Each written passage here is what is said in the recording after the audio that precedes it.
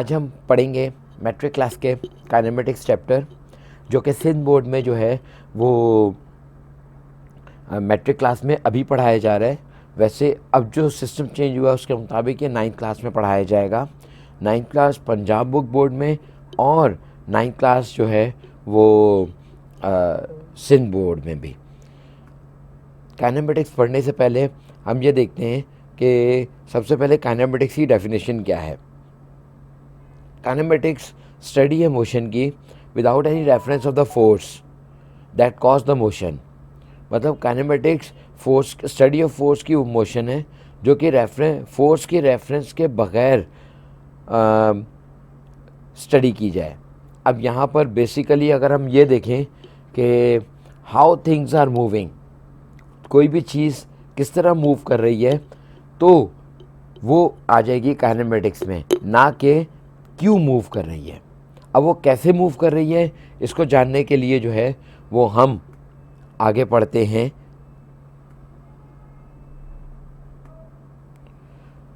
Definition of rest.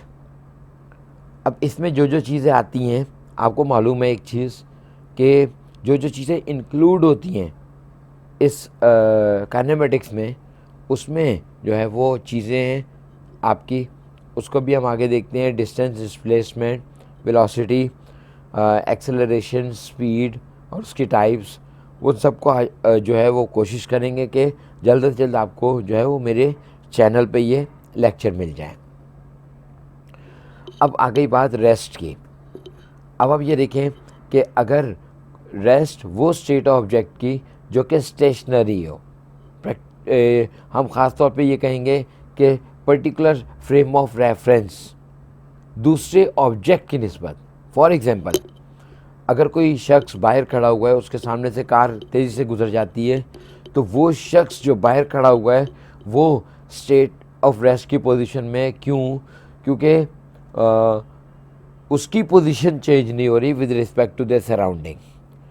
अब और इसकी डेफिनेशन भी क्या हो जाएगी कि when an object is moving with does not move with respect to its position, तो हम कह सकते हैं कि ये रेस्ट है। नीचे जो है वो आपको ये दो एग्जांपल दी हुई हैं। ये जो आदमी सो रहा है बेड पे, वो रेस्ट पोजीशन में, या ये बुक जो है ये लाई कर रही है एक टेबल पे। अब आ जाते हैं, हम बात करते हैं मोशन की। मोशन क्या है? अगर कोई भी ऑब्जेक्ट मूव करती है और चेंज करती है अपनी position with respect to their surroundings, तो हम इसे कहते हैं कि ये मोशन है। मोशन में अगर हम मैथमेटिकली डिस्क्राइब करेंगे तो मैंने जैसे अभी आपसे कहा कि इसमें आ जाता है displacement, distance, velocity, acceleration and speed. तो इसमें कोई भी ऑब्जेक्ट जो मूव कर रहा होगा रेफरेंस ऑफ फोर्स से, उसे हम मोशन में, यानी हम भी कह सकते हैं काइनेमेटिक्स में इंक्लूड नहीं करते।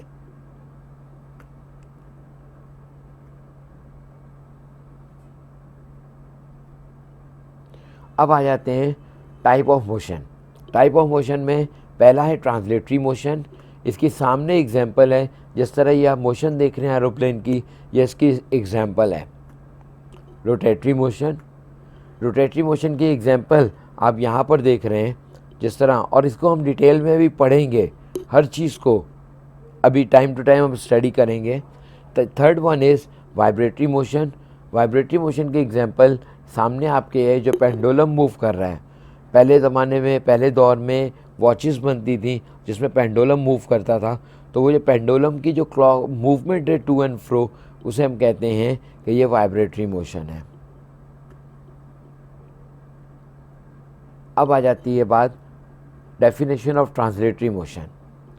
अब वो कह रहे हैं अगर कोई ऑब्जेक्ट, या हम कह लें कि कोई व्हीकल मूव करता है लाइन में इस तरह कि हर पोजीशन जो है वो ऑब्जेक्ट की सेम डिस्टेंस कवर हो रहा है सेम टाइम में, तो हम उसे कहते हैं कि वो ट्रांसलेटरी मोशन है। ये आप एग्जांपल देख लें, जो कार मूव कर रही है, पीछे लाइट्स पास कर रही है, एवरी टाइम इंटरवल जब आप नोटिस करेंगे तो ये इंटरवल में कवर कर रही है। और ये इसकी दो एग्जांपल्स मैंने यहाँ पे रखी हैं।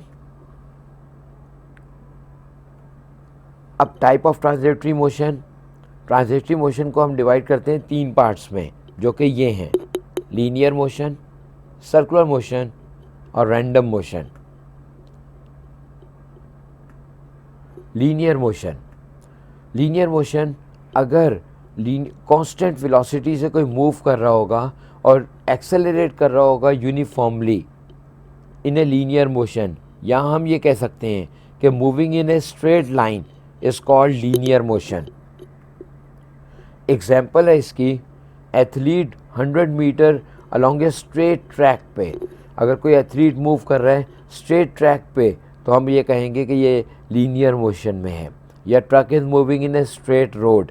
अब आप ये देखें कि लीनियर मोशन हम ये भी कह सकते हैं कि moving motion in a straight line.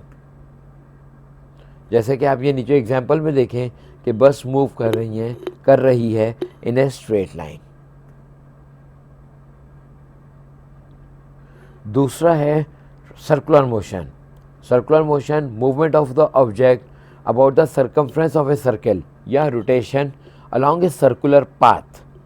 अब हम ये देखें कि सर्कुलर रोटेशन में सर्कमफ्रेंस क्या होता है। सर्कमफ्रेंस अगर मैथमेटिकल लैंग्वेज में देखें तो अगर एक सर्कल अपनी एक बाहर लाइन कंप्लीट करके उसी पॉइंट पर वापस घूम के आता है और एक रोटेशन कंप्लीट करता है तो उसका सर्कमफ्रेंस कहलाता है, हम उसे रोटेशन भी कहते हैं। अगर और इसकी एग्जांपल है हम यहाँ भी ये भी कह सकते हैं, आप ये देखें नीचे कि अगर एक्सेलरेट कर रहा हो सेंट्रीपिटल फोर्स से और उसके सारे के सारे जो डायरेक्शन है वो सेंटर ऑफ द रोटेशन होगा, सेंटर से होगा, तो वो सर्कुलर मोशन कहलाएगा। इसकी एग्जांपल है सर्कुलर मोशन की, ये जो आर्टिफिशियल सैटेलाइट है जो अर्थ के अराउंड कांस्टेंट हाइट पर कॉन्स्टेंटली मूव कर रही है तो वो कहलाएगी आपकी सर्कुलर मोशन। या जो आपके पास फ़ैन चल रहा है घर में उसकी ब्लेड्स मूव कर रही हैं अराउंड अ हब, तो हम इसे कहेंगे कि ये सर्कुलर मूव कर रहा है। इसकी एग्जांपल ये आप देखें एनिमेशन में जो मैंने यहाँ पर आपके लिए रखी है, ये है सर्कुलर मोशन की एग्जांपल। अब आ जाते हैं रैंडम मोशन को हम इस तरह डिफाइन कर सकते हैं कि कोई भी ऑब्जेक्ट जिसका कोई स्पेसिफाइड पाथ ना हो और लेकिन उसमें सडन चेंज आ जाए वो कहलाती है रैंडम मोशन। जैसे कि ये एग्जांपल में देखें कि ये किस तरह मूव करते करते अचानक डायरेक्शन चेंज कर रही हैं, मतलब इनका कोई स्पेसिफिक पाथ नहीं है जिसमें वो मूव कर रही हैं और अचानक से उनके मोशन जो है उसका डायरेक्शन चेंज हो जाता है, तो ये मोशन कहलाती है random motion. Flying A kite is also example of random motion. अब आ जाता है रोटेटरी मोशन। ये दूसरा टाइप है, जो ट्रांसलेटरी मोशन की 3 टाइप हमने डिस्कस कर ली। अब आ गया रोटेटरी मोशन। अगर कोई ऑब्जेक्ट स्पिन कर रहा हो इन इट्स ओन एक्सिस तो वो कहलाता है rotatory motion. Example, earth move कर रहा है अराउंड ए सर्कुलर पाथ, मतलब और अपने ऑर्बिट पे अराउंड द सन, और moon around the earth circle orbit में मूव कर रहा है, या मूवमेंट ऑफ फैन। ये तीनों एग्जाम्पल हैं। या फिर ये नीचे आपको जो बताया जा रहा है ये भी रोटेटरी मोशन की एग्जाम्पल है। ये डायग्राम आपकी बुक में भी मौजूद होंगी। अब आ गया vibratory motion. To and fro motion of a body, ये कहलाती है वाइब्रेटरी मोशन अपनी मीन पोजीशन पे। फॉर एग्जांपल, मैं ये कहता हूँ पेंडुलम मूव कर रहा है दो पॉइंट्स के दरमियान, लेकिन जब रुकेगा तो अपनी मीन पोजीशन पे होगा। या सीसॉ, ये इसकी एग्जांपल देख लें, ये कहलाती है टू एंड फ्रो मोशन। अब आप ये इस एग्जांपल में देखें, इसकी मेन पोजीशन जो है वो सेंटर में है, लेकिन ये 2 पॉइंट्स के दरमियान मूव कर रही है, तो ये पोजीशन जो है ये कहलाती है, ये motion to and fro motion कहलाती है। अब तीसरा आ गया वही वाइब्रेटरी मोशन, ये जो दो पॉइंट्स के दरमियान मूवमेंट हो रही है क्लॉक की, ये कहलाती है आपकी वाइब्रेटरी मोशन, और इसे कहते हैं टू एंड फ्रो मोशन। अगर आप पेपर्स में इतना भी लिख देते हैं कि to and fro motion of a body is called vibratory motion, तो टू एंड फ्रो वाइब्रेशन को ही एक्सप्लेन करती है।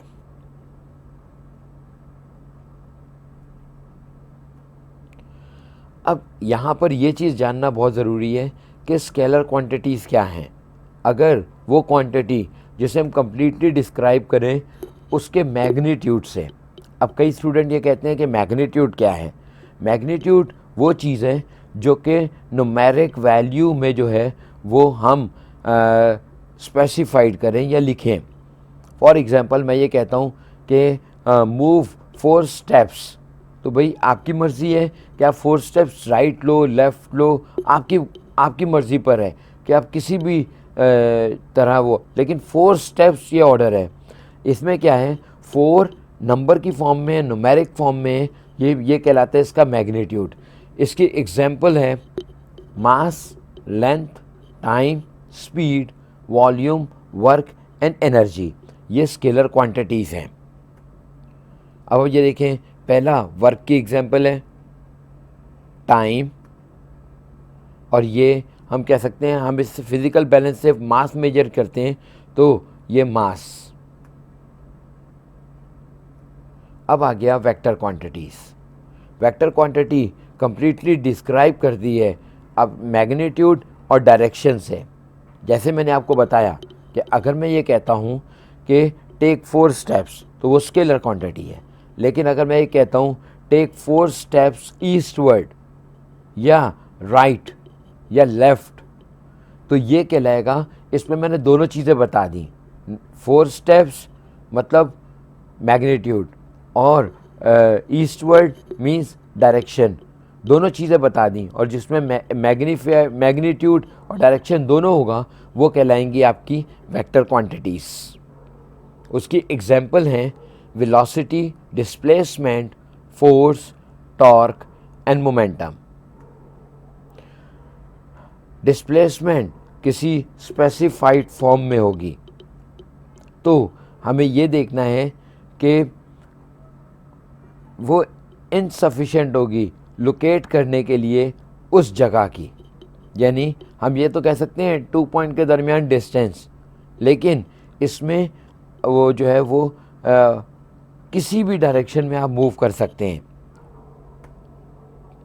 अब आप यहाँ देखें,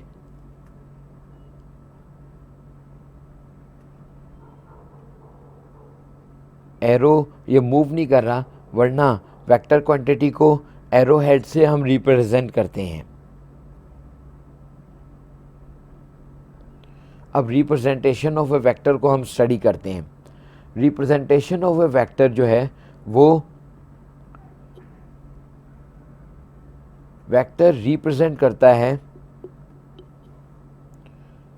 एरो हेड से, और साथ में लाइन सेगमेंट है, और अगर उस लाइन सेगमेंट पे एरो हेड लगा हुआ हो तो हम उसे कहते हैं कि ये वेक्टर क्वांटिटी है।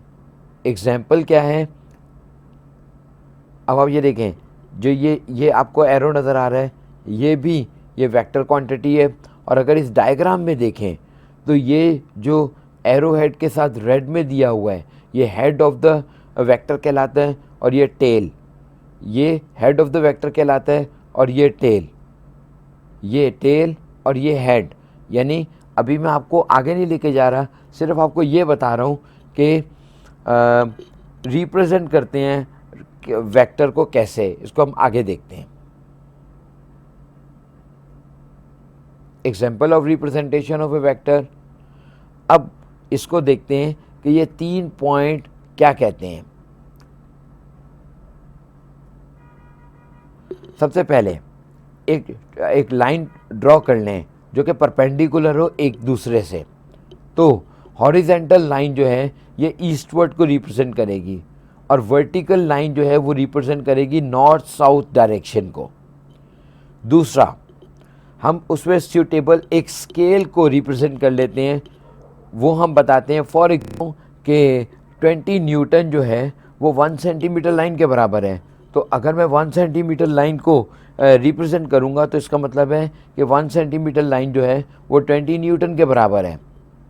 अब तीसरा पॉइंट क्या है, अगर हम लाइन ड्रॉ करें स्केल पे डायरेक्शन ऑफ वेक्टर के मुताबिक, तो हम ये कह सकते हैं कि 4 सेंटीमीटर की लाइन लेंथ होगी लाइन की नॉर्थ ईस्ट में। तो यहाँ पर 4 सेंटीमीटर आपके पास हो गया मैग्नीट्यूड और नॉर्थ ईस्ट हो गया आपके पास डायरेक्शन। तो ये आपके जो है वो कहलाएगी वेक्टर क्वांटिटीज़। अब वो कह रहे हैं अगर हम इस पर हेड पुट कर दें तो arrow head at point A ये शो करता है कि ये वेक्टर है और यही वेक्टर को रिप्रेजेंट करता है ईस्टवर्ड। पोजीशन, अब हम पोजीशन को किस तरह बयान कर सकते हैं, जैसे कि हम ये कहते हैं किसी ओरिजिन पॉइंट से, किसी स्पेसिफाइड पॉइंट से जो है वो किसी स्पेसिफिक जगह को जो है वो हम पॉइंट आउट करेंगे तो वो उसकी पोजीशन कहलाएगी। मिसाल के तौर पर आप हम डिस्क्राइब करते हैं जैसे कि ये हाउस है और कॉफ़ी शॉप है। अब हाउस से कॉफ़ी शॉप जो है उसको हम कॉफ़ी शॉप को सी से रिप्रेजेंट कर लेते हैं। ये स्ट्रेट लाइन जो आपके पास यहाँ दी गई है, ये स्ट्रेट लाइन बताती है कि ये कॉफ़ी शॉप की पोजीशन को इंडिकेट करती है ये हाउस की निस्बत। तो हाउस जो है वो इसका ओरिजिन होगा और यूँ कॉफ़ी शॉप की तरफ ये पोजीशन होगी और एरो हेड जो बता रहे हैं ये पोजीशन ऑफ वेक्टर कहलाएगा जो कि इंडिकेट करता है किसी पोजीशन को।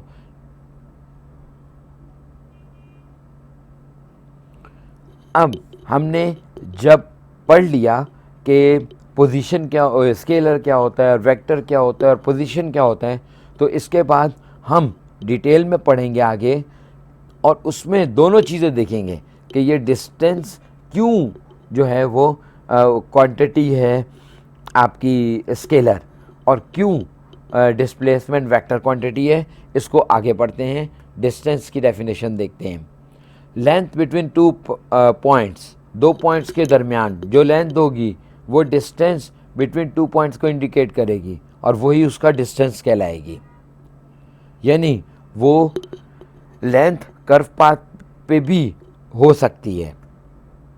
अब आप यहाँ देखें, ये जो डायग्राम दिया हुआ है इसमें जो कर्व पाथ है ये जो ए पॉइंट से बी पॉइंट की तरफ जा रहा है ये कहलाएगा आपका डिस्टेंस।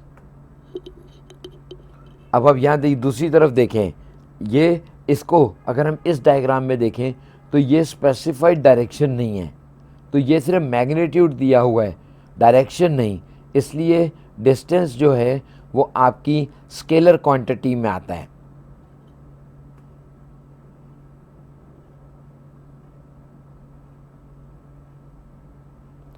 दूसरी चीज़ आ जाती है displacement. Displacement shortest distance between two point in a specified direction, मतलब इसमें दोनों चीज़ें होती हैं, मैग्नीट्यूड भी और डायरेक्शन भी। तो ये कहलाता है आपका डिस्प्लेसमेंट यानी स्पेसिफाइड। इसको हम डी से लिखते हैं, इसीलिए ये वेक्टर क्वांटिटी है। अब आप ये देखें, ये जो आपके पास जो डायग्राम में दिया हुआ है, ये जो स्ट्रेट लाइन ए से बी के दरमियान यहाँ पर आएगी, ये जो स्ट्रेट लाइन आएगी ये कहलाएगी आपकी डिस्टेंस और डिस्प्लेसमेंट, और ये जो राउंड घूमी हुई है ये कहलाएगी आपकी डिस्टेंस। इसमें ये जो शॉर्टेस्ट है स्पेसिफाइड डायरेक्शन में ये डिस्प्लेसमेंट है जो ग्रीन में है, और जो घूम के दिया हुआ है ये डिस्टेंस कहलाता है।